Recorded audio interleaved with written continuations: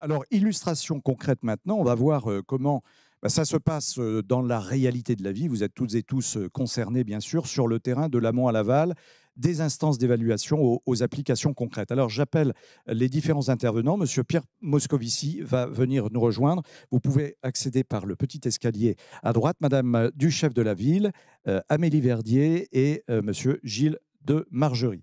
Voilà, si Monsieur Moscovici, on vous applaudit et Monsieur Moscovici va s'installer. Voilà, exactement. Merci beaucoup.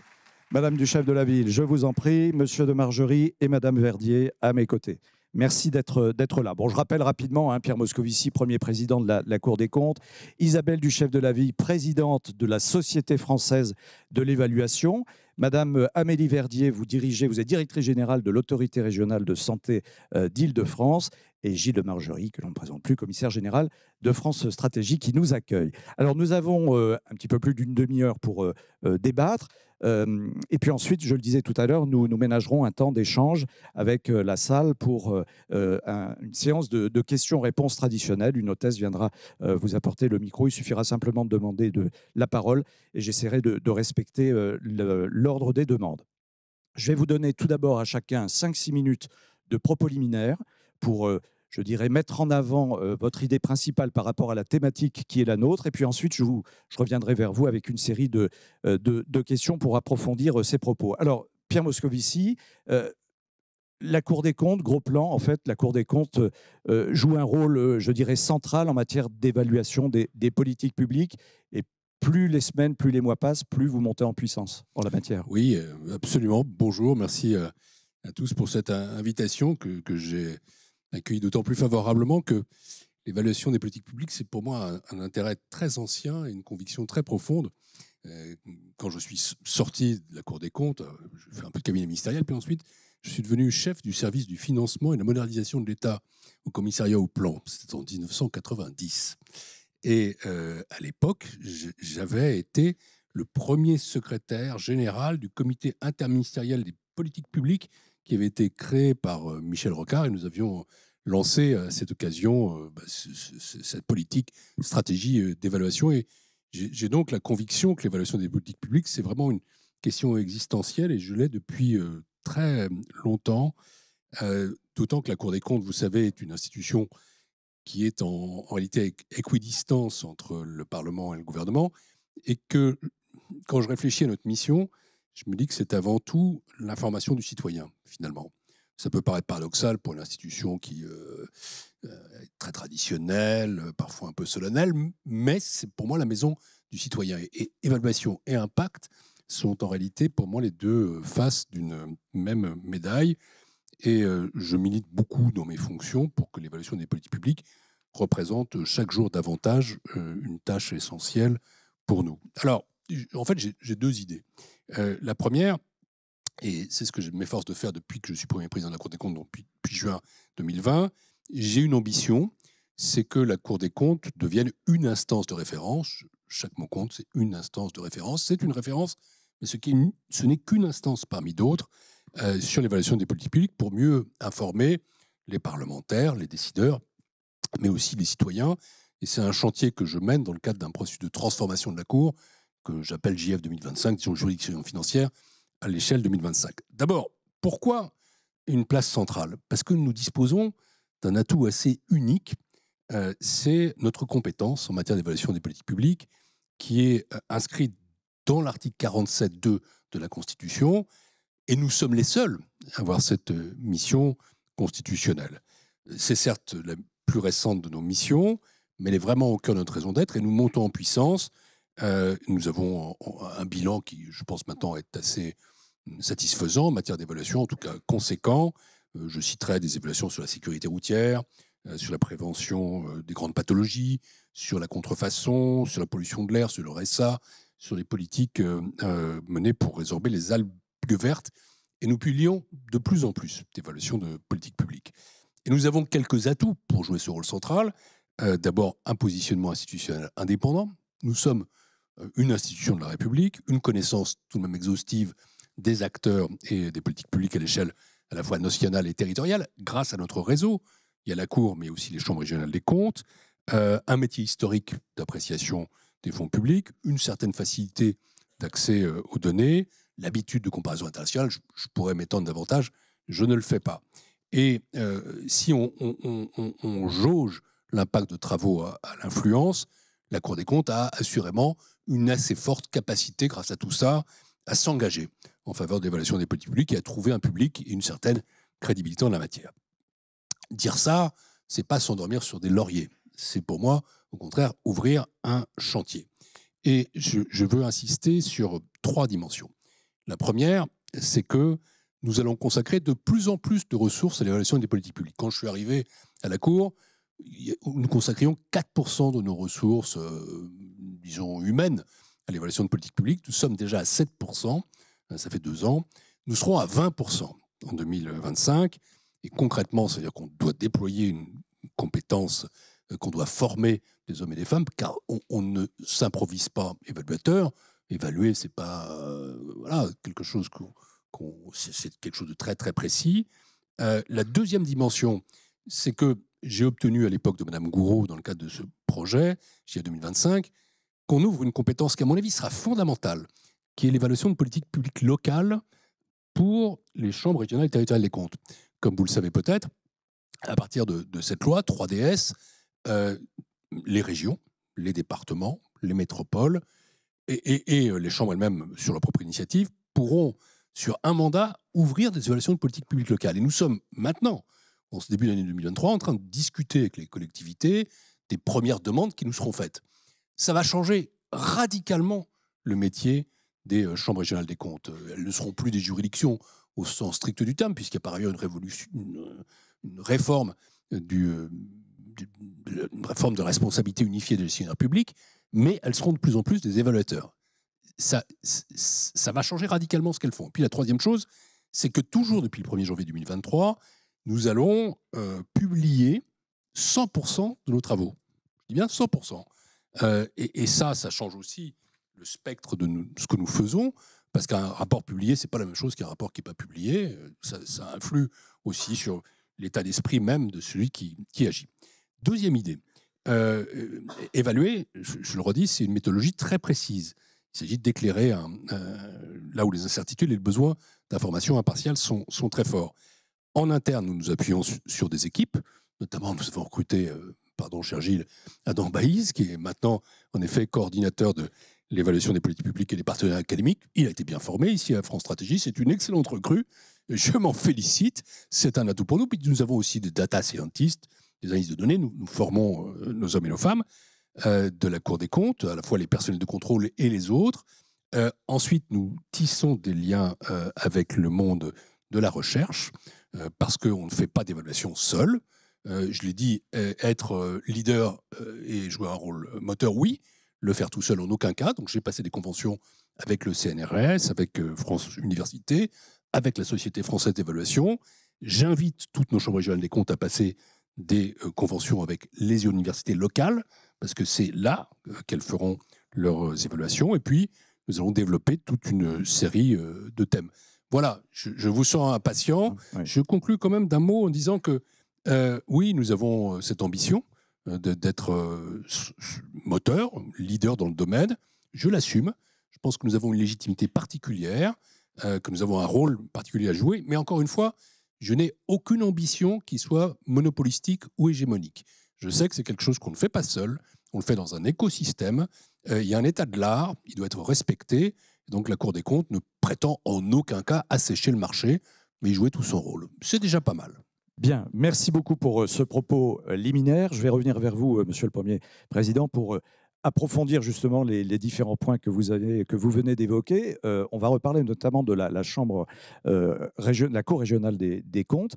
Isabelle du chef de la ville, je me tourne vers vous. Propos liminaire, pareil, 5-6 minutes. Alors je rappelle, vous présidez la Société française de l'évaluation. Plus loin que la thématique nationale que l'on vient d'évoquer, vous, la notion de territoire est primordiale à vos yeux. On ne peut rien faire. C'est une dimension importante aujourd'hui de l'évaluation des politiques publiques. On ne peut rien faire sans les régions, sans les territoires. Tout à fait. Merci beaucoup. Merci, Gilles de Margerie, de votre invitation. Effectivement, la place de la SFE aujourd'hui est assez complémentaire de ce qui vient d'être présenté sur les travaux nationaux, sur les lois et puis des missions institutionnelles de la Cour des comptes et des juridictions financières. Nous, notre spécificité, c'est de promouvoir le développement de l'évaluation des politiques publiques et surtout son utilisation dans les organisations publiques et privées. À cet égard, notre spécificité, s'il y en a une sur laquelle je souhaiterais insister, c'est la diversité des adhérents qui nous composent. Nous sommes une association indépendante, nous vivons de nos cotisations et de quelques formations et événements que nous organisons. Et donc, nous nous appuyons sur les pratiques locales et surtout l'expertise de terrain que nous avons accumulée depuis plus de 20 ans, puisque notre création remonte à 1999. Ce qui est très encourageant sur l'évaluation des politiques publiques en France, c'est tout de même cette orientation vers une certaine opérationnalité. Nous avons à la SFE constitué un baromètre de l'évaluation des politiques publiques sur la base d'un observatoire créé il y a 10 ans déjà. Et ce que nous observons, c'est que à travers nos 3304 références, si on arrête le compteur en 2020, 45% des travaux d'évaluation sont des travaux initinérés. Maintenant, vous êtes tout à fait affranchi avec tous les la terminologie de l'évaluation. Donc, 45% de nos références d'évaluation portent sur des travaux initinérés. Un second quart, 25% sur l'ex-post.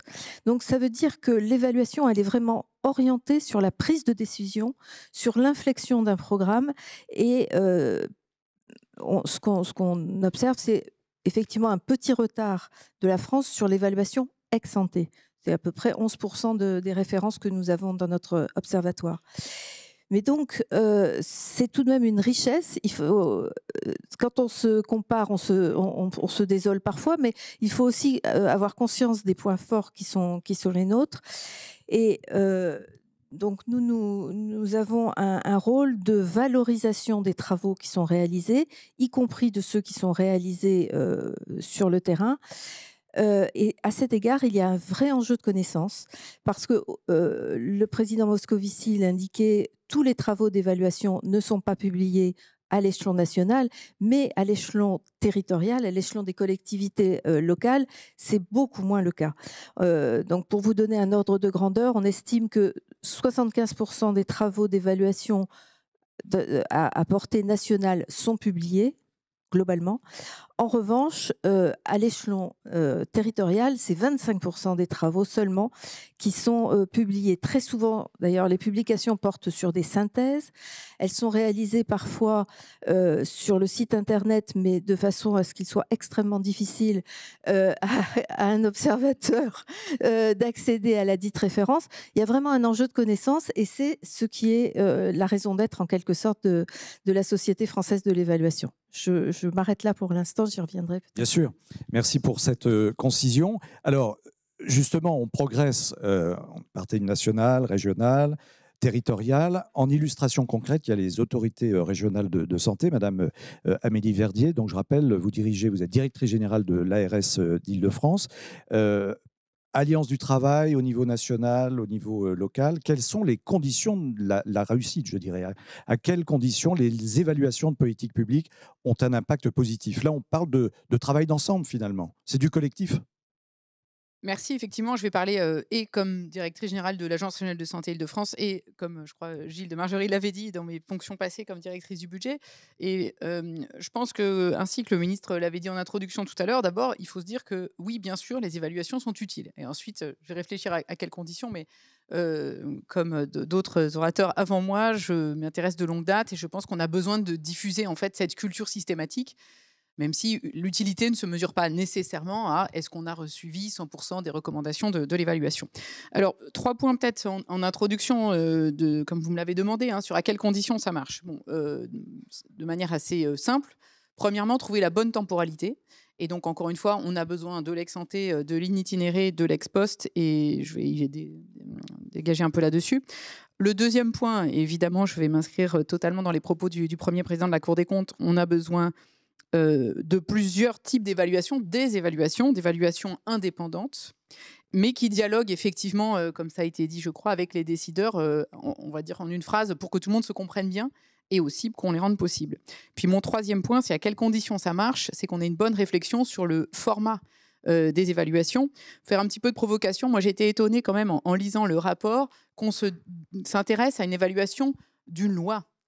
C'est pour moi pas le bon objet, mais c'est très révélateur, je me permets, de la manière dont on fonctionne en France. Hein. On part du principe, alors la bonne manière de le dire, c'est que ça veut dire que on apprécie un objet démocratique s'il en est. Donc ça, c'est positif, évidemment.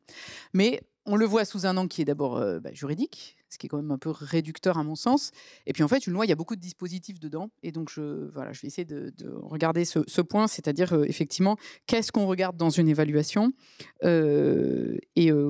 encore une fois, à quelles conditions, encore une fois, on en tire des conclusions opérationnelles.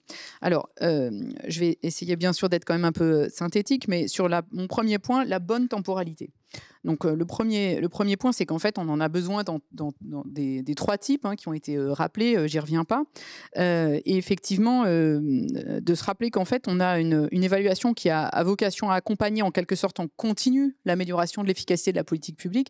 Et bien, selon les cas, on va s'appuyer sur une évaluation ex post dont on a tiré des enseignements, par exemple sur l'interaction de certains dispositifs entre eux, auxquels on va être très vigilant dans la conception d'un nouveau dispositif.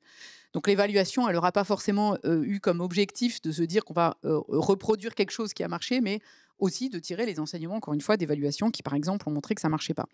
Ex post, ça aide. Ex ante, ça aide quand même à préciser tout simplement les objectifs qu'on poursuit. Donc une bonne évaluation, elle est quand même aussi là pour vérifier qu'on atteint les objectifs avec quels moyens. Mais donc, quand on le fait ex ante, au moins, on explicite bien quels sont ces objectifs poursuivis. Et puis, je vais m'approfondir un tout petit peu sur cette question des évaluations itinéraires.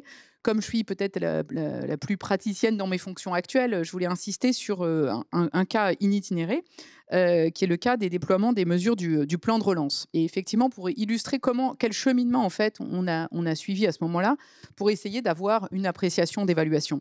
Donc au tout début, je ne vous refais pas le film de ces jours du mois de mars 2020, il y a des mesures de soutien d'une ampleur quand même totalement inédite qui sont conçues, votées, mises en œuvre, qui tirent un certain nombre d'enseignements d'ailleurs.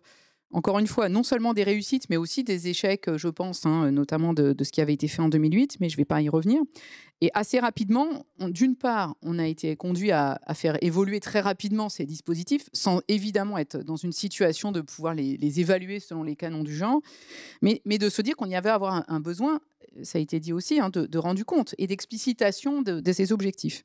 Et donc, il y a une stratégie d'évaluation qui a été mise en place, qui s'est matérialisée par le comité de suivi et d'évaluation des mesures de soutien financier aux entreprises. Donc, je résume, comité Queré. Et je voulais simplement prendre cet exemple-là pour montrer comment, en fait, comme à l'époque, donc j'étais en conseil des ministres sur des propositions, on était chacun à notre place pour regarder comment faire. Et donc, on était aussi très conscient qu'il y avait d'une part plusieurs mesures qui s'additionnaient, et donc il y avait une nécessité d'avoir le recul pour regarder les effets négatifs sur l'économie, sur les finances publiques, et de regarder à quel point les mesures prises en face avaient un impact. Donc voilà, il y a eu beaucoup d'éléments qui ont été regardés. Est-ce qu'à court terme, on évitait des faillites? Est-ce qu'il y avait des effets d'aubaine? Parce qu'il faut regarder les deux aspects. Est-ce qu'on a accéléré, ralenti, été neutre sur des évolutions sectorielles, industrielles inéluctables? Bref. Donc, ce sur quoi je voulais insister, c'est qu'effectivement, c'était un dispositif assez original, qui avait évidemment par principe, sinon ce n'est pas de l'évaluation, l'enjeu de transparence, et qui alliait effectivement des représentants des administrations, des responsables politiques, des partenaires sociaux, des économistes, bref, une alimentation. Et donc il y avait d'une part un objectif qui était de rendre un rapport à un moment donné, mais aussi, je dirais, d'alimenter la décision au fur et à mesure, avec des notes qui ont pu être faites d'étapes. Et donc c'est aussi montrer qu'on a, encore une fois, une évaluation itinérée ne suffit pas, mais que c'est intéressant d'intégrer ce point. Alors, deuxième point, comment est-ce qu'on fait avec... Donc, je pense des évaluateurs indépendants et qui dialoguent avec les décideurs. Donc, ça a été déjà abordé, donc je vais être plus rapide. OK, très bien. Simplement pour indiquer qu'on a effectivement des compétences différentes à mobiliser. Voilà, comme aujourd'hui, comme directrice d'une agence qui est très territoriale, je mobilise des compétences en fait assez différentes. Donc il y a les bases qui ont d'avoir accès à des données, d'être capable de les interpréter, de se poser ces questions de zonage. Par exemple, puisqu'on n'a pas la même politique exactement en Île-de-France qu'ailleurs, on n'a pas non plus la même démographie. Je saisis l'occasion de rappeler que c'est en Île-de-France malheureusement qu'on a le plus faible accès à un médecin généraliste. Mais encore une fois, après, il faut se poser les questions des outils et des évaluations derrière en mobilisant plusieurs types de compétences. Voilà, et je voulais insister quand même sur le fait que, enfin, pour qu'une évaluation soit, encore une fois, utile et efficace, pour moi, elle ne doit pas porter sur, en général, une politique publique. À la limite, ça, c'est peut-être du ressort du politique de porter cette appréciation-là, mais de regarder qu'on est suffisamment concret et précis. Donc, ça suppose qu'on l'intègre dès le début. On est en ce moment en train de déployer, un peu dans l'urgence, suite aux tensions qu'il y a à l'hôpital, des dispositifs nouveaux d'aval hospitalier, donc de lits médicalisés qu'on conçoit avec des acteurs du médico-social pour prendre en charge ce qu'on appelle, du très mauvais terme, de bed blockers, donc des personnes qui n'ont plus besoin d'être hospitalisées, mais qui n'ont pas non plus l'autonomie pour rester chez elles. Le premier réflexe, et je terminerai là-dessus, et c'est pour ça qu'on a besoin d'une culture d'évaluation, ce que j'ai demandé tout de suite aux opérateurs qui prennent en charge ces personnes, c'est on va vous demander d'évaluer, et donc penser au dispositif de recueil en fait, des informations pertinentes pour qu'on sache ce qu'elles vont devenir.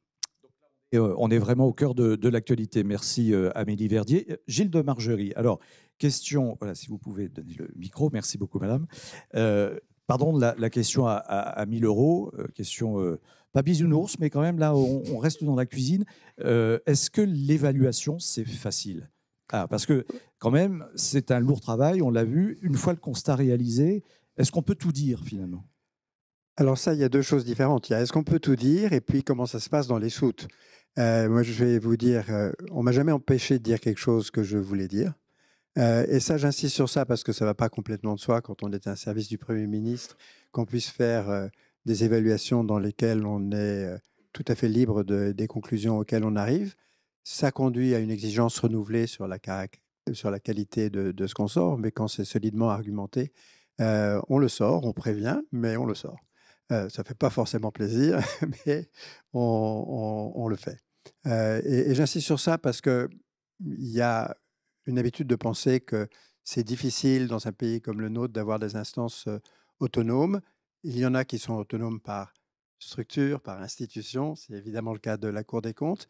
Et puis, il y en a dont le pouvoir exécutif a décidé qu'au fond, c'était plutôt bien de les laisser autonomes et que ça fonctionnait pas mal comme ça. Le point de vue du soutien, c'est le point de vue de quelqu'un qui fait beaucoup d'évaluations de politique publique. On y consacre beaucoup de notre temps. Et qui, du coup, se heurte effectivement, c'est votre question, à des difficultés pratiques, comment on les fait, et puis qui s'interroge sur l'utilité de ce qu'il fait, c'est-à-dire sur l'impact et sur la manière dont les choses se passent. Alors oui, c'est difficile. C'est difficile parce qu'au fond, et là, je ne dirais pas tout à fait les choses comme ce qu'a dit Jean-Noël Barrot tout à l'heure, la question de la temporalité est très importante, mais la perspective et la manière dont il a explicité son point sur le fait qu'il n'y avait pas forcément de contradiction entre le temps du politique et le temps de l'évaluation, c'était de dire qu'il fallait que le politique tienne compte des évaluations. Je reviendrai sur ça dans un instant. Au quotidien, nous voyons des politiques pressées de légiférer, pressées d'avoir des résultats et pressées de continuer à légiférer, que les résultats d'évaluation soient arrivés ou pas. Ça, évidemment, ça rend la vie quand même un peu difficile parce que dans beaucoup de cas, c'est simplement pas possible. Le temps qu'une mesure soit vraiment mise en place dans le territoire, ça peut se mesurer quelquefois en années et c'est pas choquant quand c'est compliqué, que ça demande des recrutements, des formations, etc. Le temps pour évaluer est très long. Quand on veut évaluer, il faut qu'on ait des données. Les données ne sont pas produites tout de suite. On fait très souvent appel à des laboratoires de recherche qui ont la temporalité propre aux chercheurs. Et ça fait partie de l'éthique du métier de chercheur que de se donner le temps de tester, de retester, de débattre. Donc, quand vous mettez dans la boucle un laboratoire de recherche, ça prend minimum 6 mois, plutôt 1 an. Et donc, vous rajoutez des délais. Et évidemment, vous sentez l'impatience des décideurs politiques qui grandit. Mais il faut être capable d'aller aussi vite qu'on peut sans baisser en quoi que ce soit les exigences de qualité. La deuxième chose sur laquelle je voulais insister, c'est sur le cycle de l'évaluation. Ça a été mentionné à plusieurs reprises. Mais au fond, sans vouloir faire de la provocation à 3 sous, au fond, on devrait commencer par l'évaluation et puis ensuite légiférer. Ce que je veux dire par là, c'est que le bon cycle de préparation des politiques publiques, c'est de disposer sur le sujet dont on s'occupe d'une évaluation de politique publique qui, si possible, a été bien faite, qui, si possible, contient des matériaux dont le législateur ou le pouvoir exécutif élaborant un projet de loi ou mettant en place une politique va pouvoir s'inspirer. Après, on fait une étude d'impact qui a une chance d'être plus sérieuse et plus solide si elle est appuyée sur une évaluation des choses qui existent déjà. Et ce n'est pas trahir un secret d'État que de dire que pour le moment, les études d'impact ne sont pas au standard qu'on espérerait avoir pour qu'elles puissent avoir un impact réel elles-mêmes sur les mesures qui sont préconisées. Ensuite, capital, et ça a été dit à plusieurs reprises, il faut en même temps qu'on fait l'élaboration des mesures, qu'on réfléchisse à définir de façon extrêmement précise les objectifs et les indicateurs qui permettront de suivre ces objectifs. Ça a l'air complètement évident quand on le dit comme ça. C'est en réalité très rarement le cas. Nous venons, avec Jean-Noël Barrot, avec Pierre-Jean Benguesi, avec Anne Ford, de vivre un exemple assez rare pour le plan très haut débit, où il y avait une méthode, un budget, un calendrier qui était défini à l'avance dans des termes non ambigus et des objectifs qui étaient mesurables et quantifiables. Et donc, dans ces cas-là, ça fonctionne et on y arrive à peu près. Mais il faut avoir ce cycle complet et c'est à cette condition-là que les évaluations vont être utiles. Alors, quoi de l'utilité ? Si elles servaient plus aux études d'impact, elles seraient plus utiles. Qu'est-ce qui se passe en pratique et qu'est-ce que je constate en pratique ? Je constate des choses variables. Alors, je vais prendre un exemple que connaît bien Louis Schweitzer, qui a présidé le comité d'évaluation de la stratégie nationale de prévention et de lutte contre la pauvreté. On fait des rapports sur une affaire qui est de très long terme. Quand on fait des mesures de lutte contre la pauvreté qui luttent contre le caractère transmissible de génération en génération de la pauvreté, il faut pouvoir attendre une génération. Donc, évidemment, ce n'est pas l'horizon de temps sur lequel on est, mais il y a un certain nombre de choses qu'on voit et le comité d'évaluation a rendu un certain nombre de conclusions. À l'heure actuelle est en place un processus d'élaboration d'un pacte des solidarités et nous avons eu très récemment des discussions avec le ministère qui étaient assises sur les résultats de l'évaluation. Alors, il faut que ça continue et que ça soit réellement évalué, mais c'est un pas dans la bonne direction. Un cas plus frustrant que je signale, mais qui est intéressant, c'est le crédit d'impôt recherche. Le crédit d'impôt recherche, c'est une mesure qui plaît énormément parce qu'elle est extrêmement simple à expliquer aux chefs d'entreprise. Et elle bénéficie à toutes les entreprises. Elle bénéficie fortement, mais pas plus qu'à leur proportion dans le PIB, aux grosses entreprises. Simplement, quand on l'a évaluée, on a vu une chose assez simple, c'est qu'on ne pouvait pas montrer qu'elle avait un effet notable sur les innovations, les investissements, le développement des grandes entreprises, alors qu'elle en a sur les petites entreprises. Et donc, on a publié un rapport qui disait ça de manière assez claire. Le sujet a été évoqué lors de la préparation du projet de loi de finances dernier. Ça n'a pas abouti. Ma conviction intime, c'est que ça finira par aboutir. C'est une affaire à 7 milliards d'euros. Si sur ces 7 milliards d'euros, il y en a 1, 2, 3 qui peuvent être économisés pour faire des choses plus utiles, quelqu'un finira par avoir envie de les économiser et de les allouer à des choses plus utiles. Donc, c'est un métier qu'il faut faire avec l'acceptation du fait qu'on met du temps à faire l'évaluation, mais qu'on met aussi éventuellement du temps à ce que ça serve. Et donc, la vie d'une évaluation ne s'arrête pas quand on la publie. C'est l'abnégation totale. Merci Gilles de Margerie.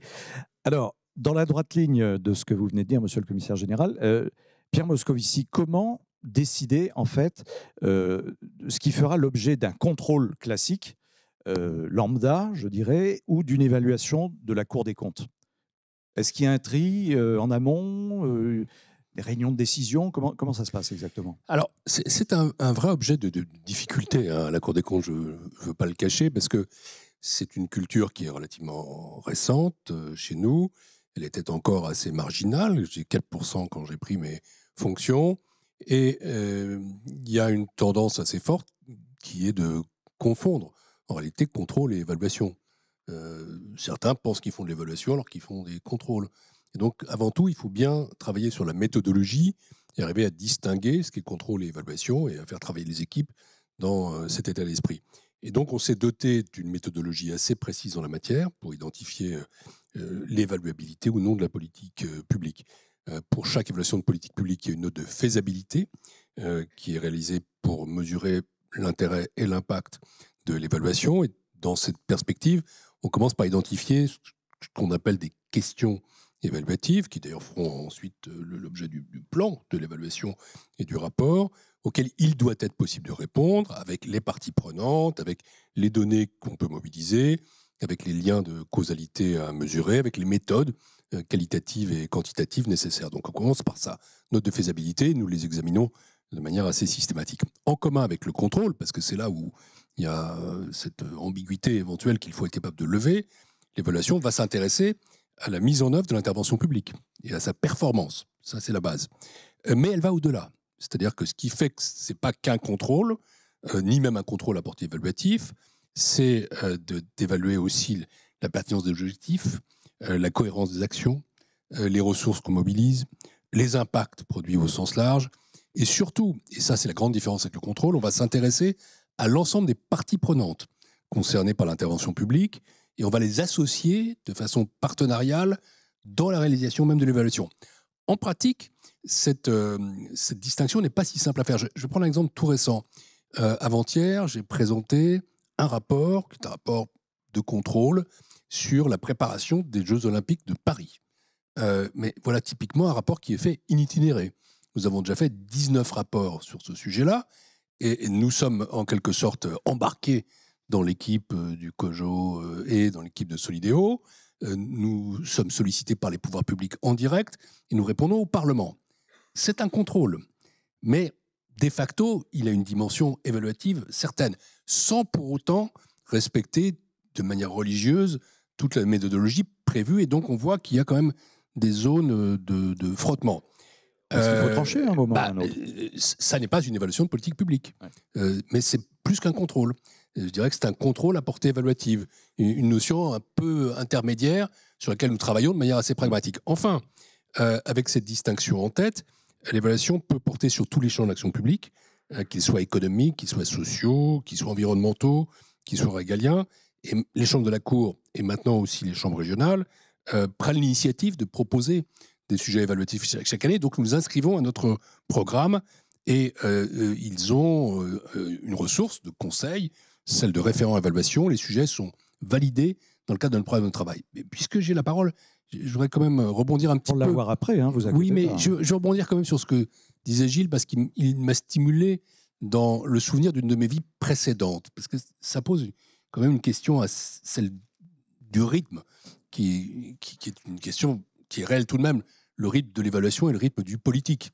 J'ai été un homme politique il y a finalement pas si longtemps, même si ça fait quand même quelques temps que je suis passé à autre chose, en tout cas en France. Mais quand j'étais commissaire européen, j'étais assurément un homme politique encore. Le cycle de la politique est un cycle très court.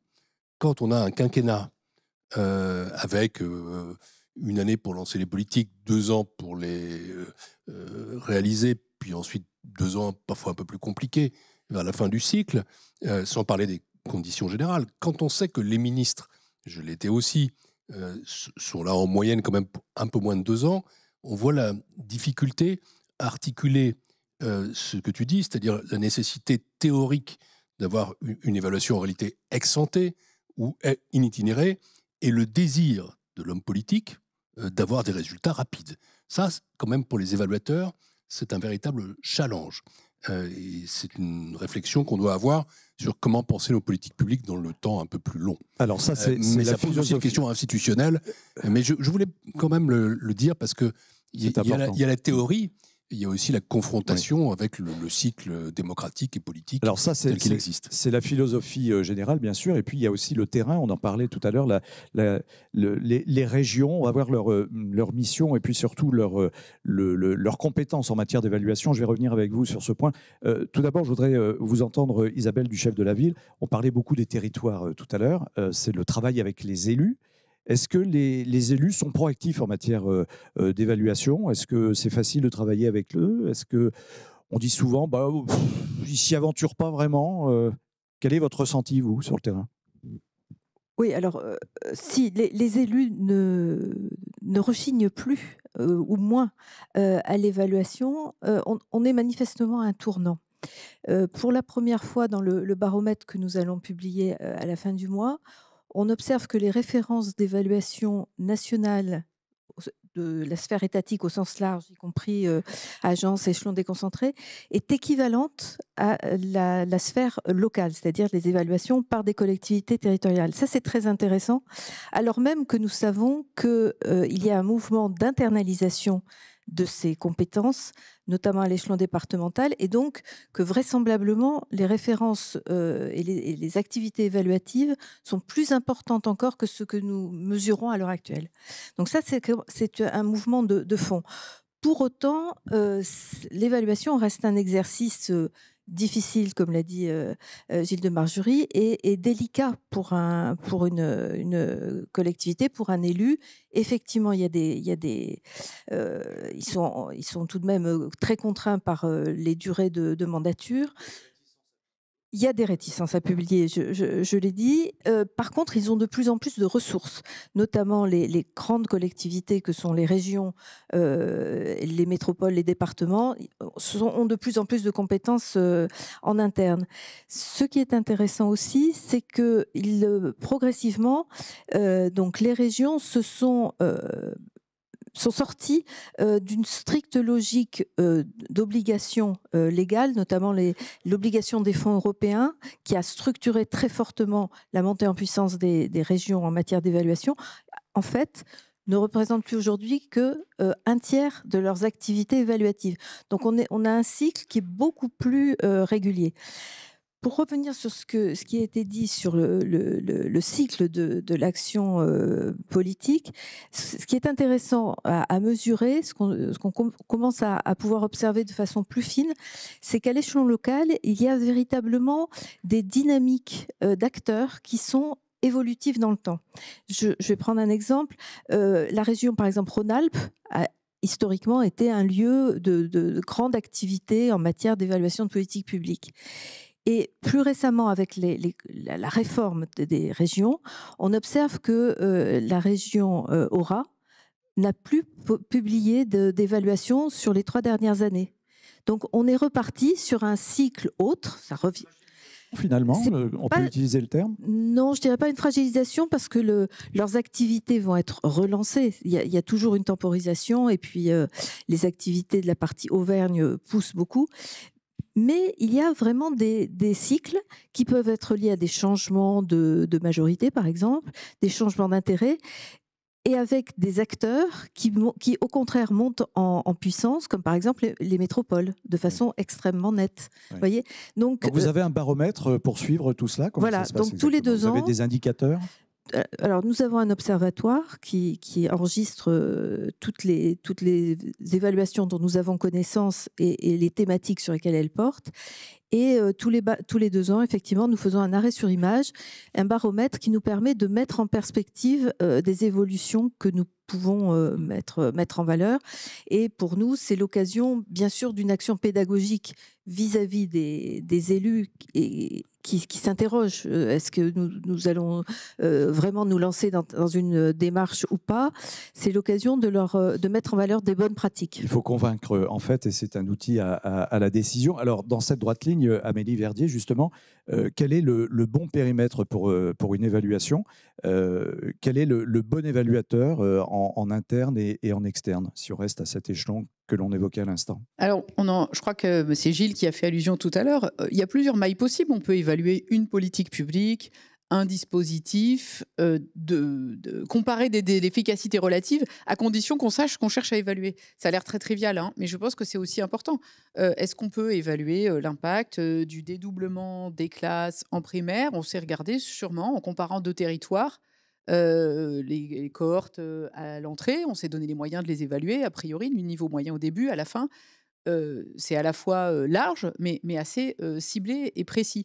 Et encore une fois, c'est ça le plus important, je pense, hein, sur ce périmètre d'évaluation, c'est-à-dire qu'il soit, on ait un contrefactuel soit réel dans les territoires, enfin en tout cas là, du point de vue où je suis, nous c'est quelque chose qu'on regarde très souvent entre ARS, hein, pour essayer de comprendre ce qu'on fait dans un écosystème qui est différent. Et c'est ça aussi que nous apprend l'évaluation, c'est à neutraliser ces effets-là. Donc voilà, je ne pense pas qu'il y ait une bonne maille. En revanche, il faut que ça soit pensé. Et alors, quel est le bon évaluateur? Donc, il est forcément externe, ça c'est la base. Sinon, on est évidemment prisonnier de sa manière de raisonner. Je l'ai dit tout à l'heure, un évaluateur qui fait connaître ses besoins, parce qu'il est quand même, il arrive souvent qu'en fait l'évaluation échoue parce qu'on n'a pas pensé à recueillir tel ou tel élément. Voilà, de manière dans l'autre sens, hein, c'est aussi quelqu'un qui comprend quand même ce qu'on cherche à faire. Juste pour prendre un exemple aussi récent dans mes fonctions. Et c'est aussi une évaluation qui arrive, là encore, hein, à juste temps.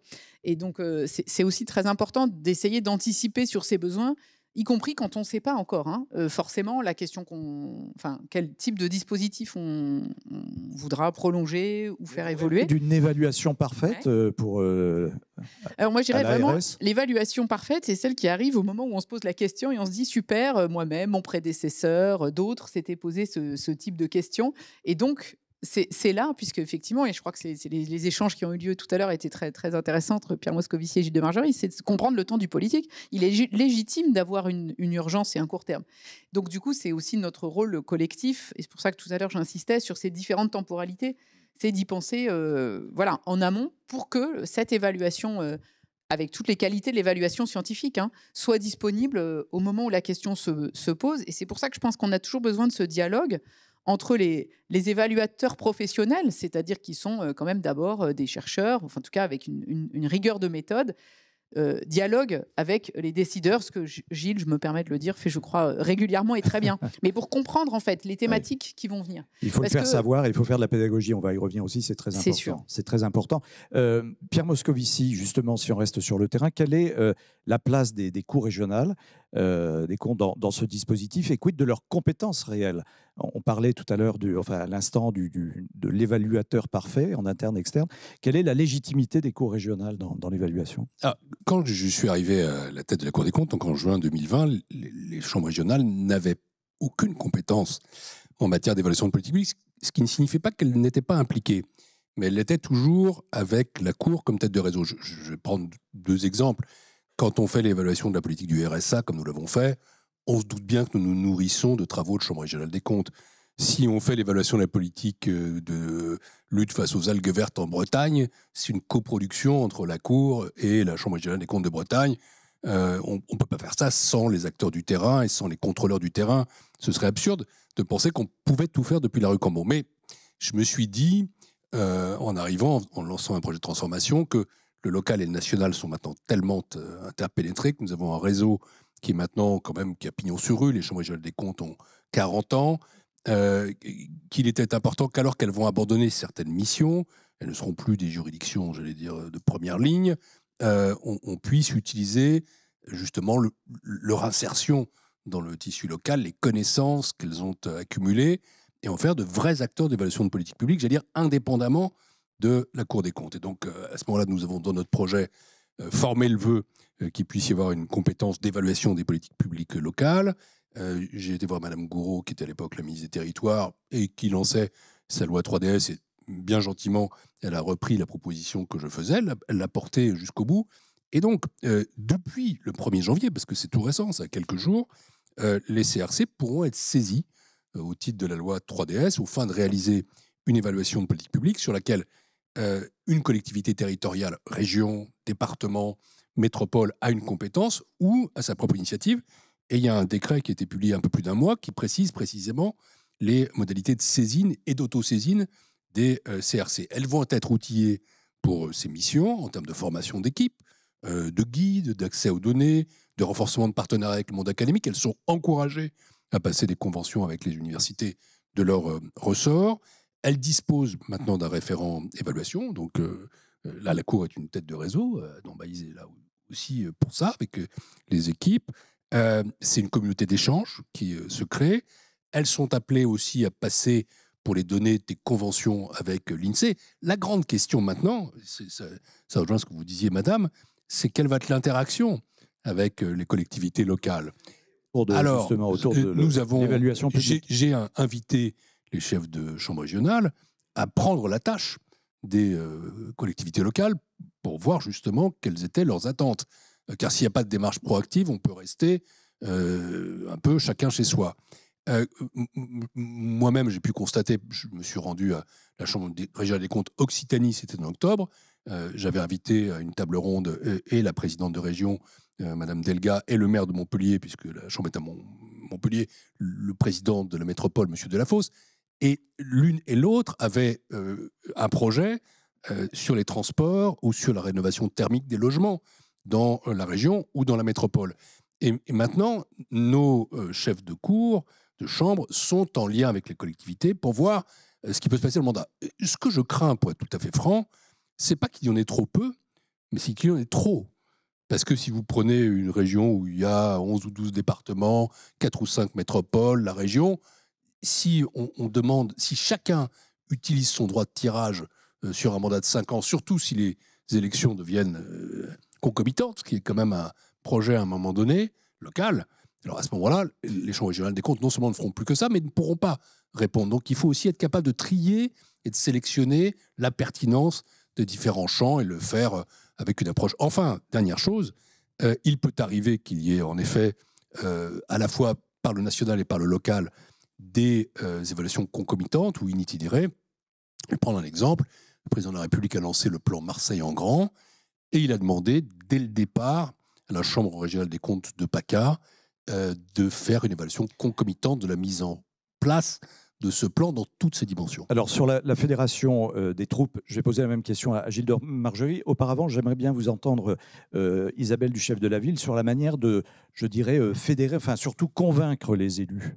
Comment on fait sur le terrain ? Parce que les outils existent, hein, on le voit, donc la volonté est là, mais les élus, c'est ce que vous disiez tout à l'heure. Comment on fait pour les convaincre d'y aller ? Est-ce qu'il y a une recette ? Non, il n'y en a pas. Mais ce que nous nous attachons à faire, c'est à proposer des lieux de rencontre entre tous les acteurs, toutes les parties prenantes de l'évaluation, dans des groupes de travail thématiques ou dans des clubs régionaux. Et je crois que c'est ce que viennent chercher les collectivités qui sont nos adhérents, des lieux où la parole est libre et où on peut évoquer les bonnes expériences, capitaliser sur ce qu'a fait quelqu'un dans une autre région peut-être, mais sur un thème tout à fait concret. Et cela, ça permet aussi de rendre les choses beaucoup plus concrètes pour un élu qui pense toujours à l'évaluation comme un exercice de haute technocratie. De la discussion jaillit toujours la lumière. Donc là, on est vraiment dans l'illustration parfaite.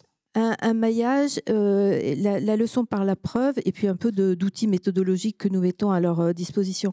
Sur la question de la temporalité, moi j'ai un exemple que j'aime bien citer, c'est celui du département de l'Isère. Département de l'Isère qui, en 2016, se posait la question de savoir s'il devait fermer un centre de vaccination qui continuait à réaliser des actions dans le cadre de la lutte contre les grands fléaux sanitaires, ça parlera à l'ARS ici présente, donc la tuberculose, etc.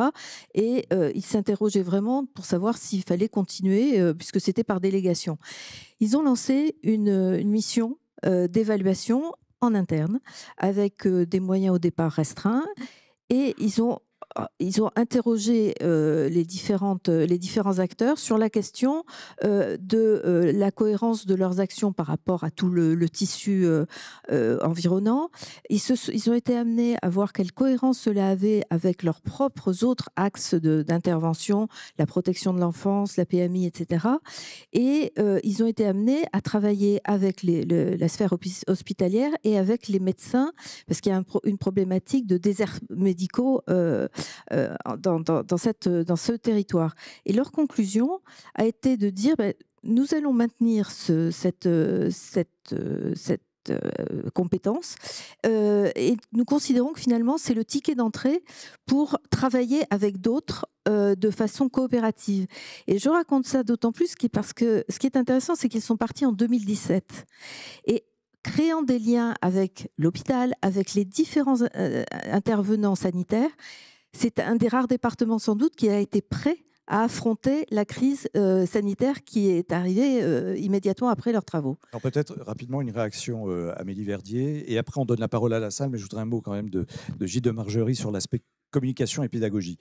En réaction à ce que dit Mme Non, Duchef alors je ne de la connaissais Ville. pas l'exemple, je le trouve passionnant parce que la question que vous ne m'avez pas posée, vous m'avez un peu posée tout à l'heure, c'est quelle est l'évaluation de mes rêves? Et ça serait une évaluation dans laquelle, effectivement, sur un territoire donné, en l'espèce, moi je m'occupe de l'Île-de-France, on puisse regarder, qu'on puisse évaluer la qualité de la politique de santé en la spécifiant sur certains aspects, pas uniquement du point de vue de chacun des acteurs qui y participent. Parce qu'en théorie, on peut dire bien sûr la politique de santé, c'est la politique de l'État, mais en fait, la région prend des initiatives et puis d'abord aller chercher des formations. Donc vous voyez bien que dans la période actuelle où encore une fois on manque de soignants, en fait c'est hyper important.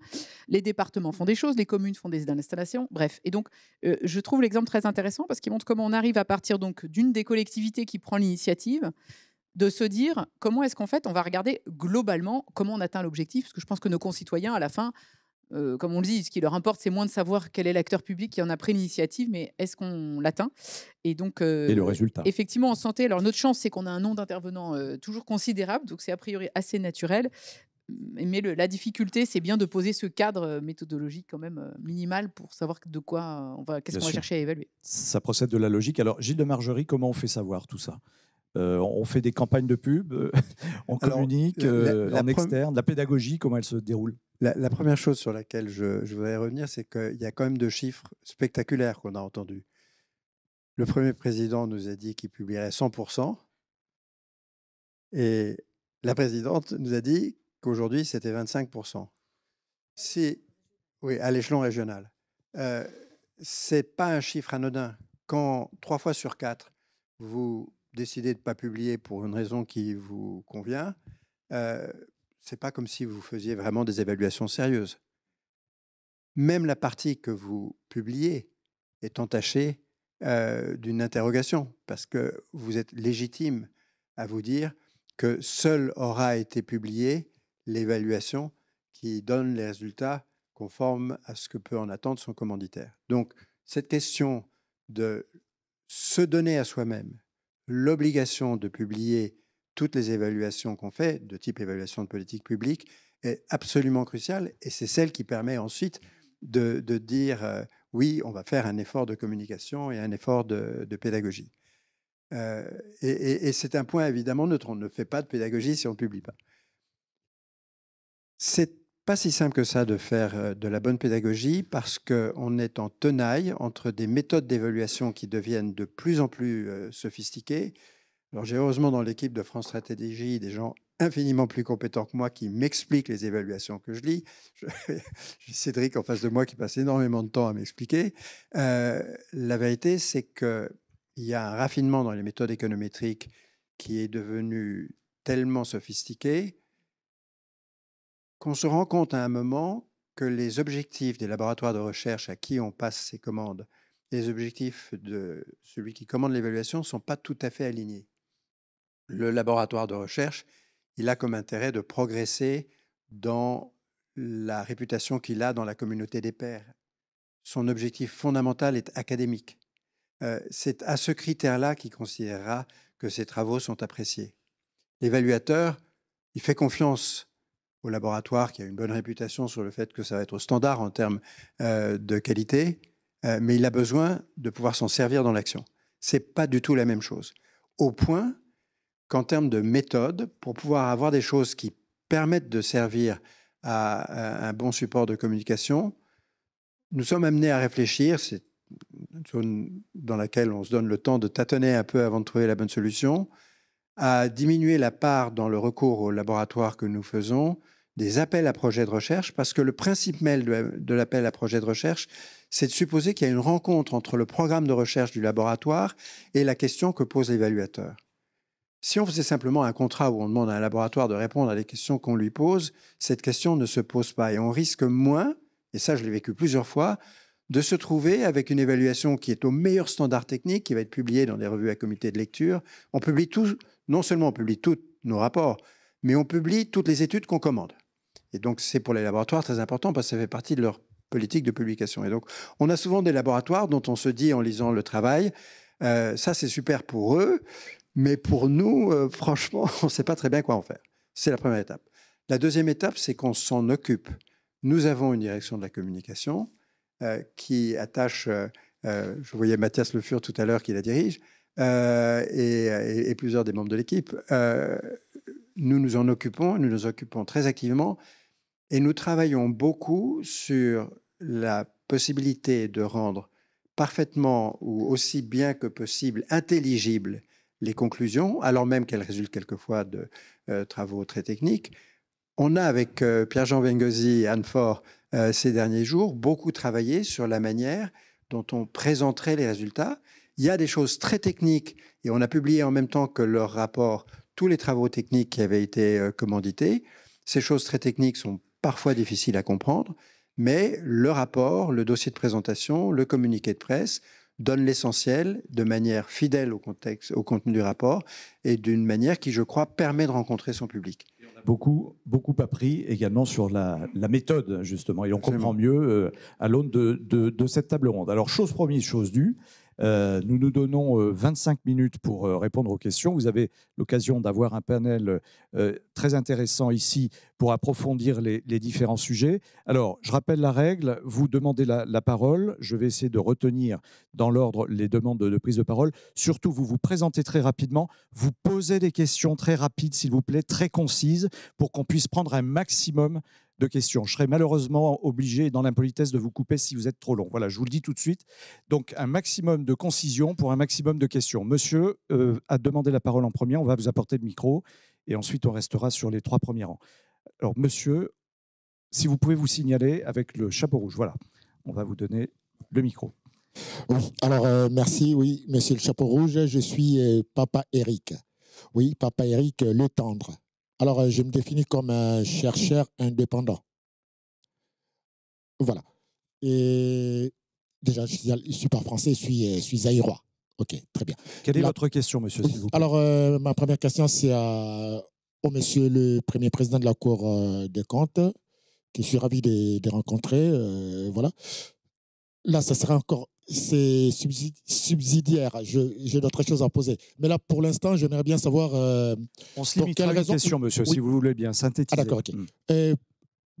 Pourquoi le RSA n'est pas déclaré aux impôts? Juste, alors, est-ce que ça fait partie de l'évaluation des politiques publiques? Nous avons évalué le RSA. Je ne pense pas que nous ayons tout à fait répondu à cette question. Parce que ce n'était pas exactement dans le champ de l'évaluation. Gilles de Margerie, sur ce point? Interrogation, mais il y a vraiment moi, sous le contrôle de ceux qui savent. Aux impôts. Voilà. Est-ce qu'on peut toucher le RSA en étant imposable? Je n'en suis pas tout à fait sûr. Oui, c'est une bonne question. Voilà. Alors, l'impôt sur le revenu, bien sûr. Monsieur souhaitait prendre la parole. Oui. Voilà, s'il vous plaît. Monsieur, manifestez-vous, s'il vous plaît. On va vous donner le micro. Merci. Dominique Chauvin, prospectiviste. Dans les politiques publiques, il y a un paramètre qui est... Alors, non, c'est le micro qui n'est peut-être pas assez puissant. On va pousser le micro et parler bien en face, monsieur. Merci. Dominique Chauvin, prospectiviste. Dans les politiques publiques, il y a un paramètre qui est important, qui est le taux d'actualisation. Et la perception de ce taux d'actualisation peut être à évolution lente, voire universelle, ce qui fait qu'on s'en soucie pas trop. Mais la question aujourd'hui, c'est qu'il évolue avec le référentiel qui change, à savoir le climat. Et Christian Crolier de l'École de Toulouse, dans son cours au Collège de France, indique qu'il faudrait prendre un élément négatif dans le taux d'actualisation.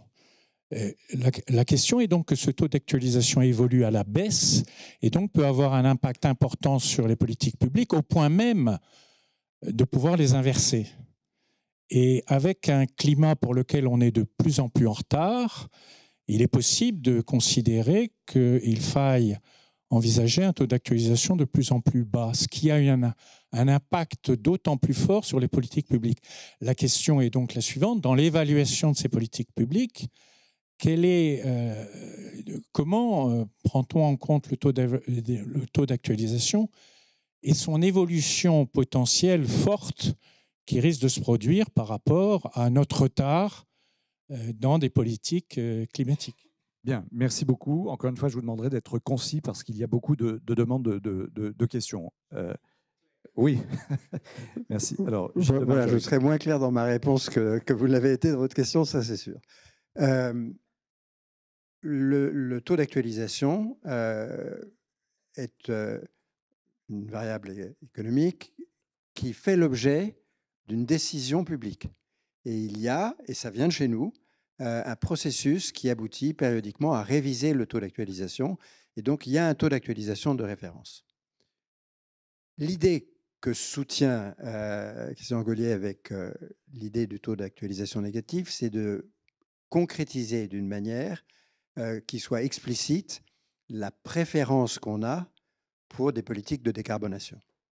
Il y a un autre moyen d'atteindre ça, qui est de tenir compte de la valeur de l'action pour le climat, qui est un prix à la tonne de carbone, qui permet d'éviter la problématique de taux d'actualisation multiples. Et ça, mon sentiment personnel, c'est que c'est une approche plus robuste que celle qui consisterait, mais enfin, je vois que vous n'êtes pas d'accord, mais en tout cas, l'approche que je soutiendrai moi, c'est de dire qu'il vaut mieux avoir une unicité de taux d'actualisation pour l'évaluation des politiques publiques, mais que lorsqu'une politique publique a un impact sur les émissions de carbone ou sur la réduction des émissions de carbone, on internalise l'externalité que ça représente en la faisant porter aux différents horizons de temps la valeur de l'action pour le climat qui, pour mémoire et pour ceux qui n'ont pas suivi ça de près, a été définie par un rapport d'Alain Quinet fait il y a 4 ans qui donne une trajectoire pour fixer les ordres de grandeur à 250 € en 2030 et à 725 € en 2050. Alors, il y a une question ici. Ensuite, nous allons sur le côté droit de la salle. Monsieur, nous vous écoutons. Merci. Benoît Le Saffre, vice-président honoraire d'université. Vous avez abordé à plusieurs reprises la question des méthodes, la méthodologie, et il me semble que des conditions de réussite de l'évaluation, c'est la clarté méthodologique. Alors, petite question d'abord au président Moscovici. Vous avez bien distingué évaluation et contrôle en montrant que voilà, il y avait des interfaces, et donc c'est pas simple parce que sur l'aspect méthodologique, j'imagine que je sais que c'est pas la même chose. Alors, d'autres entités que la Cour des comptes, je pense notamment aux inspections générales, sont confrontées à ça. Elles font de l'évaluation et puis de l'audit ou du contrôle. Alors, est-ce que vous avez des dialogues avec ces autres instances? Comment vous comparez vos approches méthodologiques? Alors, toujours dans la comparaison des approches méthodologiques, ma deuxième question s'adresse plutôt à Madame du chef de la ville, mais je pense qu'elle vous concerne aussi tous. Est-ce que, de votre point de vue, les référentiels d'évaluation aujourd'hui sont clairs et connus? Je pense à ce qui a été dit sur l'obligation de communiquer. Effectivement, si on n'a que 25% d'évaluations au niveau local qui sont diffusées, est-ce que c'est clair dans la démarche d'évaluation que c'est inscrit au début de la démarche d'évaluation? Et je termine là-dessus. Très rapidement, s'il vous plaît. Sur le benchmarking, sur la comparaison européenne. Comment les autres pays font sur ces sujets-là? Je pense à l'évaluation des institutions de recherche et d'enseignement supérieur. Les référentiels d'évaluation, ils sont européens. Et le HERS travaille sur un référentiel européen. Merci, monsieur. Comment vous faites? Alors, première question qui était posée au Premier président, Pierre Moscovici. Non, quand j'ai voulu souligner l'ambiguïté qui pouvait exister ou la complexité à distinguer entre le contrôle et l'évaluation, je me référais surtout à des problèmes internes qui peuvent exister à la Cour. Comment faire en sorte que nos équipes se sentent investies dans des contrôles ou dans des évaluations. Pour le reste, les différences, on les connaît. Et je l'ai dit, c'est à la fois le champ couvert, qui n'est pas que la performance, mais qui est aussi la pertinence des objectifs, la cohérence, les actions, les ressources. C'est surtout la prise en compte de parties prenantes pluralistes qui compte. Et effectivement, une évaluation de politique publique, ça n'est pas un contrôle. Et de ce point de vue-là, je pense que la tâche des inspections est un peu différente que l'évaluation des politiques publiques en général. Je ne suis pas un inspecteur général des finances pour ma part. J'ai fait ma carrière à la Cour des comptes. Mais on ne fait pas vraiment d'évaluation dans les inspections. On fait pour le coup du contrôle, et en réalité du contrôle qui est encore plus tendu que celui que nous pouvons faire nous, qui en général dure 8 mois. Une inspection, c'est encore beaucoup plus court. Et donc, de ce point de vue-là, le fait de travailler avec les universités, d'avoir des contrats systématiques avec elles, d'avoir aussi une utilisation des données qui peut être fournie par l'INSEE, ça fait partie de l'ensemble de la méthodologie. Voilà pourquoi je souhaite, au contraire, par des guides, par la formation, faire en sorte qu'à la Cour des comptes, on puisse mieux distinguer contrôle et évaluation. Je suis parfois un peu gêné, j'évoquais tout à l'heure le cas des Jeux Olympiques, quand arrivent des rapports qui ont une prétention évaluative sans avoir toute la rigueur méthodologique. Je peux l'être aussi quand il y a des rapports qui ont toute la rigueur méthodologique, mais qui sont pour le coup très décalés par rapport à l'objet. Enfin, je suis parfois gêné quand on me livre une évaluation qui ne répond pas aux questions évaluatives qui étaient posées au début. Je pense que nous avons des progrès à faire dans tout ça, et l'objectif justement de notre démarche, c'est bien d'utiliser cette compétence vraiment avec toute la rigueur souhaitée et de faire les bonnes distinctions au bon endroit. Bon, alors, il y avait 2 autres questions. On peut se limiter peut-être au benchmark européen. Est-ce que quelqu'un souhaite répondre sur ce plan? Gilles de Margerie. À chaque fois que possible, nous essayons de voir ce qui se passe dans les autres pays européens sur les questions que nous évaluons. L'organisation institutionnelle est extraordinairement différente d'un pays à l'autre. Jean-Noël Barrot y a fait allusion tout à l'heure. Selon les cas, les instances vont être à équidistance entre le législateur et l'exécutif, plus proche de l'un, plus proche de l'autre. Elles vont avoir un champ général, elles vont avoir un champ particulier. Et il n'y a pas donc de règle universelle sur la manière d'étalonner les institutions. En revanche, sur les méthodes, les problématiques sont très largement partagées. Et là, pour le coup, l'accélération du partage des méthodes se fait souvent par le biais des équipes universitaires. Les équipes universitaires sont inscrites dans des échanges internationaux sur les papiers scientifiques, et elles sont le vecteur de la diffusion des avancées méthodologiques les plus pointues pour les méthodes d'évaluation. Peut-être juste un mot additionnel sur ça. Nous faisons comme si, une fois qu'on a bien défini les objectifs, qu'on a défini les métriques, qu'on s'est donné la possibilité de collecter les données, qu'on a fait ça à temps, qu'on a accompagné, qu'on s'est donné le temps de faire un travail propre à la fin, on peut toujours apporter une réponse claire et pas ambiguë à une question d'évaluation. Ben, ce n'est pas vrai. Parce que si c'était vrai, les historiens ne se disputeraient plus sur ce qui s'est passé il y a un siècle et dont ils ont étudié toutes les archives. La réalité n'est pas un monde où, contrairement à ce qu'espéreraient les économistes, il y a les politiques et un contrefactuel clair qui permet d'identifier de manière non ambiguë l'impact d'une politique par comparaison avec ce qui se passe quand la politique n'existe pas. Les facteurs sont multiples, ils sont entremêlés, il se passe des choses, on n'a pas le contrefactuel. Et donc, il faut aussi de temps en temps accepter l'idée que les conclusions seront nuancées, seront partielles, ne seront pas binaires. Et à ce moment-là, on essaye de faire au mieux en tenant compte de ce qu'on sait. Bien, merci. Alors, monsieur ou madame, pardon, je ne vous vois pas au fond de la salle. Si vous pouvez vous présenter. Vous m'entendez? Oui, madame, bonjour. nous vous écoutons. Donc, moi, j'ai une question. Vous avez dit que, pardon, je me présente, Iman Moub, chargée de mission évaluation des politiques publiques et prospective à la Direction générale des Outre-mer. Vous avez dit que parmi les conditions de réussite d'une évaluation, c'est que un bon évaluateur est censé être externe. Pourquoi? étant donné qu'il y a bien des services d'évaluation qui existent dans les administrations centrales. J'en fais partie et on produit aussi des rapports utiles avec toute la rigueur méthodo nécessaire et tout objectivement comme un cabinet de consultants externes. D'accord. Alors, Madame Verdier, peut-être que c'est vous qui abordiez la question tout à Oui, l'heure. quand je parlais d'extériorité, ça ne veut pas dire qu'ils peuvent pas être au sein d'une administration. Ça veut dire que ce n'est pas les mêmes qui font l'évaluation et qui ensuite proposent le dispositif. Et d'ailleurs, pour rebondir sur la question sur les inspections générales, moi je trouve que c'est ça, les inspections générales ne font pas d'évaluation de politique publique, elles répondent à une question, mais ce sont des très grands lecteurs et utilisateurs des travaux d'évaluation, justement parce qu'une bonne évaluation, effectivement, en général, ne répond pas juste ça marche pas, mais effectivement, on fait des appréciations nuancées et c'est un des rôles des inspections générales de colliger les différentes évaluations qui ont pu être faites et de se, si je puis dire, à faire des préconisations. Donc je reviens au point, c'est pas du tout pour dire qu'encore une fois, il faut être l'indépendance peut s'organiser. D'ailleurs, les inspections générales, pour prendre ce cas-là, sont indépendantes.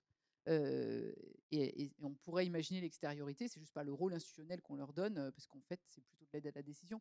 Mais voilà, mon point n'était pas de dire qu'il n'y avait pas de place dans les administrations pour de l'évaluation. Oui, Gilles de Margerie.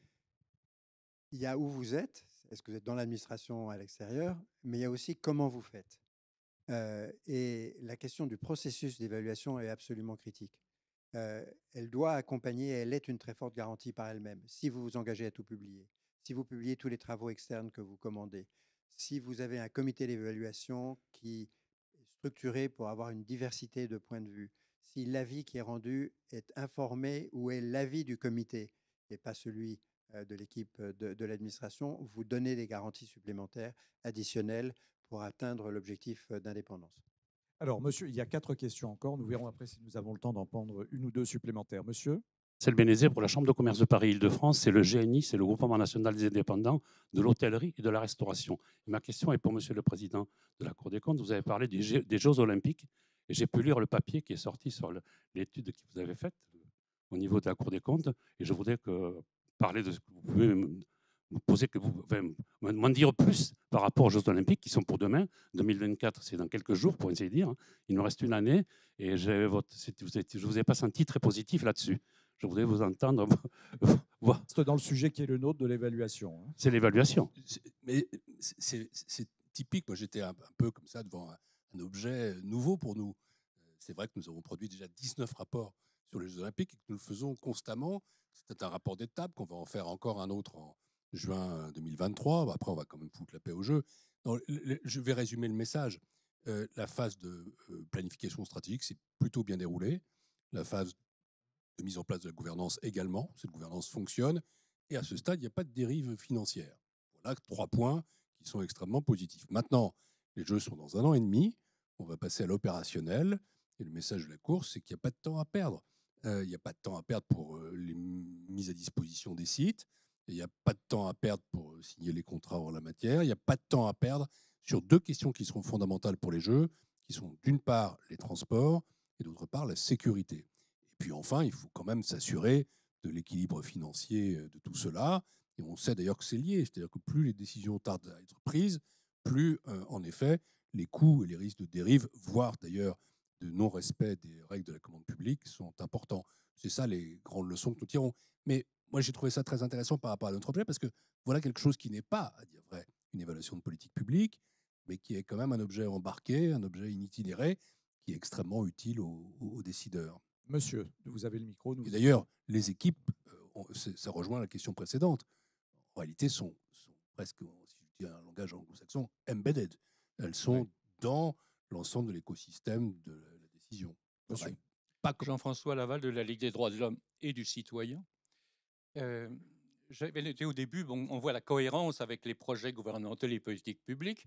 Je me posais la question sur les propositions parlementaires et leurs résultats qui sont. Il y a peu de lois d'origine parlementaire, mais j'ai noté un chiffre, 25% d'évaluation. Pourquoi personne ne s'intéresse à l'évaluation des lois d'origine parlementaire? Alors, Gilles de Margerie, peut-être, ou Pierre Moscovici. Alors, Joker. C'est peut-être Adam qui connaîtrait ça le mieux parmi nous, mais je ne vais pas botter en touche, sauf si tu as un élément sur ça, parce que je crois me rappeler que tu avais dit quelque chose, donc n'hésite pas à prendre un micro et peut-être à Parce qu'on peut répondre à votre question. Ce que je veux dire par là, c'est qu'on sait quelles sont les lois d'origine parlementaire et on doit pouvoir mesurer si elles ont plus ou moins que d'autres été évaluées. Et je crois me rappeler qu'Adam l'a fait à un moment. D'un mot, en fait, on observait que dans les lois d'initiative gouvernementale, il y avait davantage de clauses évaluatives ou de clauses expérimentales. Donc, on peut imaginer que lorsque la loi est d'origine gouvernementale, les parlementaires sont plus présents pour la faire évaluer, donc exercer leur rôle de contrôle de l'action gouvernementale. Mais pour leur propre loi d'initiative donc parlementaire, on a juste statistiquement constaté qu'il y avait effectivement moins d'évaluation. En revanche, il y a des rapports d'information à 6 mois, à 3 ans qui existent, qu'on a parfois qualifié d'évaluation lorsque les questions étaient bien posées avec des méthodes, mais parfois c'est simplement du suivi de la mise en œuvre. Et ça existe souvent à minima. Merci Adam. Monsieur, vous avez la parole. Et bonjour, Christophe Journet, journaliste pour Matières Premières Énergie Média, que j'ai créé justement pour faire de la transversalité dans les évaluations de marché. Et ma question est très simple.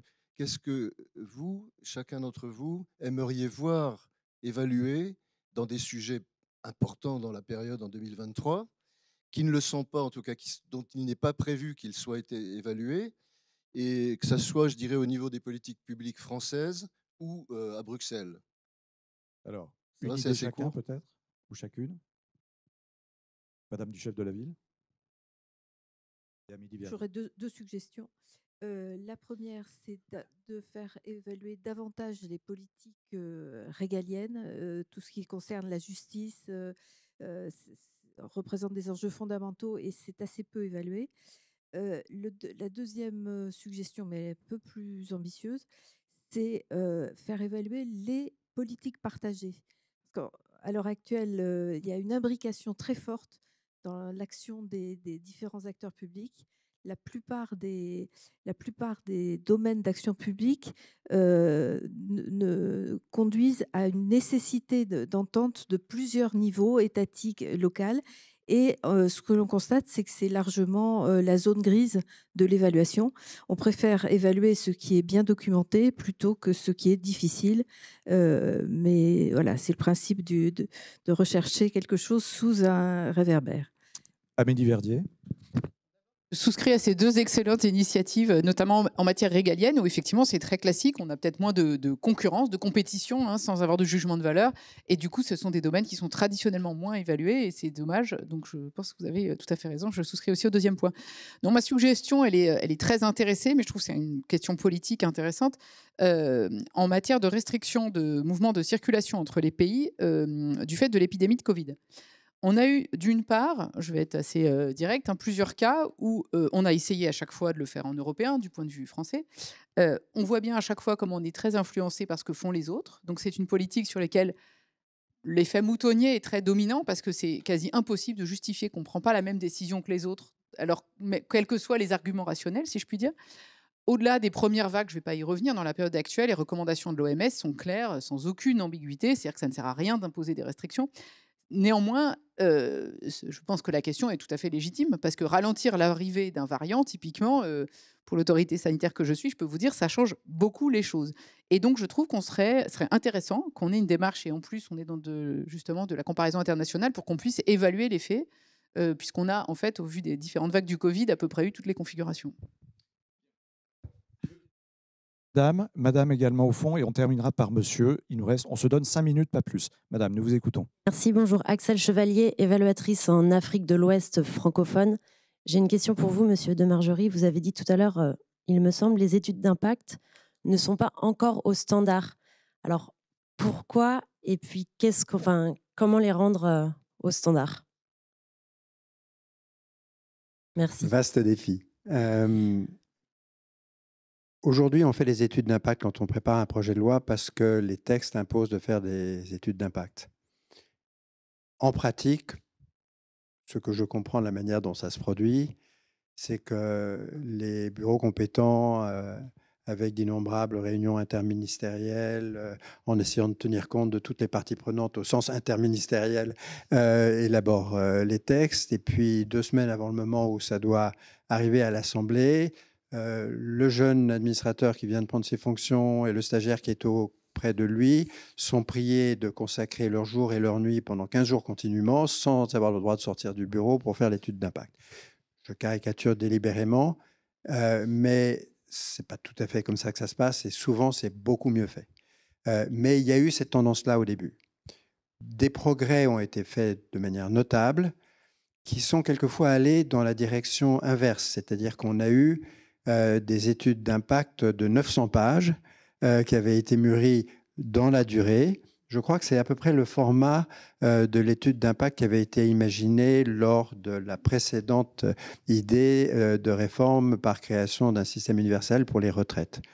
Et alors là, c'est une autre manière de rendre les choses difficiles parce qu'il est peu plausible que les 900 pages soient lues attentivement dans le cadre du processus. Donc, au fond, dès qu'on se lance dans l'élaboration, on doit travailler, c'est ce que je disais tout à l'heure, sur la base de toutes les évaluations qui ont existé dans le passé. Et il faut considérer que l'étude d'impact, elle répond à toutes les questions légitimes que le citoyen peut se poser sur est-il bien nécessaire d'adopter cette loi ? Et je reviens à ce point très important parce qu'il nous est commun à tous, mais ce n'est pas inutile de le rappeler. L'importance de ce dont nous parlons, c'est que c'est un pilier de la démocratie, l'évaluation. C'est dans la Déclaration des droits de l'homme. On doit pouvoir rendre des comptes de l'action publique. Et la bonne manière de le faire, c'est d'évaluer. Et donc l'étude d'impact, ça fait partie du cycle de production de la loi, de production des politiques publiques et du cycle d'évaluation. C'est pour ça que je caricature et que je force un petit peu le trait pour attirer l'attention, mais c'est très important que les études d'impact progressent. Madame. Maviel, ancien rapporteur ministères sociaux, rapporteur à la Cour. J'ai une question au Premier Président sur la façon dont est déterminé le programme d'évaluation et de contrôle. Vous avez pris une initiative très intéressante qui est la participation citoyenne à travers une plateforme et également, parallèlement, et c'est moins connu, une plateforme de signalement qui est plutôt, je pense, axée contrôle pour la deuxième et pour la première qui peut être utilisée à la fois pour de l'évaluation et pour du contrôle. Alors, est-ce que c'est un essai qui ne sera pas nécessairement poursuivi? Est-ce que ça devient une méthode de travail que d'interroger le citoyen pour déterminer des sujets de contrôle? Et est-ce que ça peut être étendu à d'autres institutions? Moscovici. Gilles citait la Déclaration des droits de l'homme. L'article 15 de cette déclaration, c'est ce qui figure au frontispice de la Cour des comptes. Et c'est bien ça dont il s'agit, c'est de rendre compte. Et quand on me demande quel est mon métier, je ne dis jamais que je suis un chef de corps, je préside une institution. Et donc qui est un des piliers de la République. Et c'est pour ça que j'évoquais tout à l'heure la Constitution. Ce n'est pas seulement notre fierté, mais c'est notre devoir que nous y inscrire. Et donc, quand je définis cette maison, je dis que ça doit être de plus en plus la maison du citoyen. Encore une fois, c'est un peu paradoxal pour une institution aussi ancienne, cachée, discrète. Mais non, c'est la maison du citoyen. Et moi, je ne suis pas du tout mal à l'aise quand on me demande quelle évaluation je souhaiterais faire, pour plusieurs raisons. Nous sommes indépendants, nous publions déjà tout, nous fixons nous-mêmes notre propre programme, les chambres régionales des comptes vont répondre à des demandes qui sont des demandes de collectivités locales, et enfin, parce qu'il s'agit en effet de produire des évaluations qui soient stratégiques, qui intéressent la société civile, nous nous sommes tournés vers les citoyens. J'ai pris une autre initiative qui était en effet de créer cette plateforme citoyenne, qui a donné lieu à plusieurs milliers de contributions, desquelles nous avons extrait 330 vraies propositions, et nous avons retenu 6 contrôles, 6 contrôles qui donneront lieu à des rapports citoyens, d'initiatives citoyennes, pour en citer quelques-uns, l'école inclusive, les fédérations de chasse, ou encore, tiens, par hasard, le recours par l'administration à des cabinets de conseil privés. J'ai dit 6 parce qu'il y a 6 chambres thématiques à la Cour des comptes. Chacune d'elles va élaborer son rapport d'ici au mois de juin. Et nous allons à ce moment-là, pour le coup, évaluer en interne notre propre apport. Et pour moi, ce n'est pas quelque chose qui est un one-shot. C'est quelque chose qu'on va reproduire et qu'on va étendre. J'ajouterai une dernière chose, c'est que j'ai changé la philosophie du rapport public annuel. Le rapport public annuel, à l'époque où j'étais jeune magistrat, c'était le produit de la Cour, c'était une espèce de best-of, de feux d'artifice, de tous les petits scandales. La presse adorait ça. Moi, je ne trouve pas ça intéressant. Moi, ce qui m'intéresse, c'est effectivement l'efficacité de la décision publique, l'effectivité de la décision publique, la qualité de la décision publique. Et c'est la raison pour laquelle j'ai lancé maintenant un rapport public annuel qui est thématique. Le rapport public de l'année dernière, c'était sur la gestion de la crise Covid. Celui qui va apparaître dans quelques semaines, c'est sur la décentralisation, qui a 40 ans. Et je rejoins à ma façon la question sur le taux d'actualisation. Celui de 2024 sera sur les politiques d'adaptation au changement climatique. Et donc, à travers tout ça, je pense que nous réussissons quand même à appréhender un certain nombre de questions de politique publique qui sont intéressantes et importantes pour nos concitoyens. Dernière question, ultime question, monsieur. Courte, Fabrice Pagnet, ministre au ministère du Logement, ancien élu local. Comment améliorer le contenu des recommandations, des rapports d'évaluation, pour les rendre plus opérationnels et plus utilisables par ceux qui doivent les mettre en place? Ce que je veux dire par là, c'est qu'on a mis en avant le côté difficile de la collecte de données, de la définition des objectifs, des critères d'évaluation. Et on a parfois l'impression que les évaluateurs, quand ils arrivent au moment des recommandations, ils sont essoufflés, ou en tout cas, ils ont du mal à descendre jusqu'à la mise en œuvre opérationnelle pour améliorer ce qu'on voit d'améliorable dans les politiques publiques pour rendre un meilleur service public. Mélie Verdier et Pierre Moscovici, et on arrête là après. De manière très courte, je ne pense pas qu'en principe, des évaluations doivent faire des recommandations. C'est un métier différent. Voilà. Je peux développer, mais je vais laisser la parole au Premier président. Pierre Moscovici. Je pense que j'ai donné une réponse un tout petit peu différente. Je pense que la question, en l'occurrence, c'est les communes au contrôle et à l'évaluation. Et en réalité, la réponse est contenue dans la question. Pour qu'un rapport ait de l'impact, il faut qu'il puisse influer ensuite sur la décision publique. Et si on se place du côté du décideur public, il a besoin d'avoir des recommandations qui soient effectivement concrètes, opérationnelles. Quand je signe des référés ou quand je préside le comité du rapport public et des programmes et que je vois des recommandations qui sont extrêmement vastes, extrêmement vagues, extrêmement générales, je me mets de l'autre côté parce que j'y ai été aussi et je ressens une frustration. Donc j'incite toujours nos équipes à être lisibles, à aller directement au fait et avoir des recommandations qui puissent effectivement être mises en œuvre. Voilà le critère. Et ça, c'est un travail que nous devons tous faire, encore une fois, qu'il s'agisse d'évaluation ou de contrôle ou de conseil. Tout ce qui va dans le sens de l'aide à la décision publique suppose aussi de se mettre dans la peau du décideur. Sinon, voilà, on est livré à la critique rongeuse des souris, comme disait Karl Marx. Alors, un dernier point, tout dernier point, Mélie Verdier. Du coup, peut-être j'ai été trop lapidaire tout à l'heure. Qu'il y a des recommandations, oui, bien sûr. Ce que je voulais dire, c'est que c'est peut-être pas... Pour moi, c'est différent de faire l'évaluation et justement de dire que faut-il faire. Et donc, en fait, l'évaluateur, il peut recommander de prendre en compte tel ou tel facteur, dire, regardez, ça n'a pas marché, reproduisez pas cette méthode. Mais en fait, au moment de prendre des décisions, je suis désolé, il faut s'affranchir de la rigueur méthodologique de l'évaluateur. Sinon, on décide rien. Voilà, c'est juste ça que je voulais dire. Merci infiniment. Je pense qu'on peut vraiment vous applaudir pour toutes ces précisions. Merci beaucoup.